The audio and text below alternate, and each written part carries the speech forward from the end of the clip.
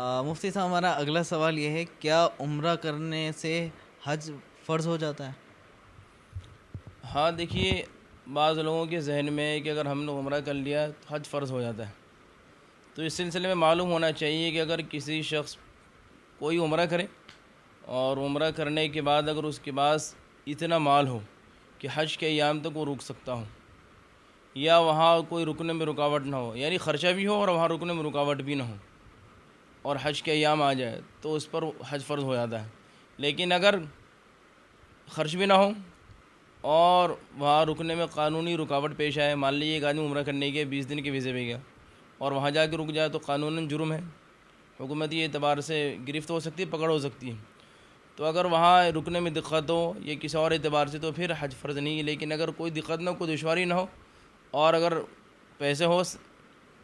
تو پھر انسان پر حج فرض ہو جاتا ہے. لیکن عام طور سے جو ہمارے یہاں جو رواج ہے، بہت سارے لوگ بھائی مالی وسعت اچھی نہیں ہے اور لوگ عمرہ کر لیتے ہیں. کم سے کم بہت سے لوگوں کے ذہن میں کہ چلو ہم حج نہیں کر پائے تو کم سے کم عمرہ کر لیں اور حرمین شریفین کی زیارت کر لیں،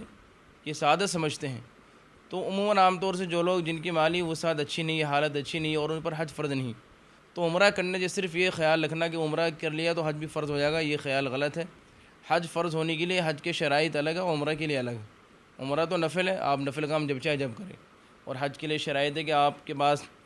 وہاں تک جانے کے سارے اخراجات ہو، راستہ معمون ہو، غیر معمون نہ ہو، اور وہاں خرچے پھر آپ کے پیچھے گھر کے بھی خرچے دے کر کے جائیں، یہ سارے انتظامات کر کے جائیں، پھر آپ حج کریں، ایسے نہیں حج کریں.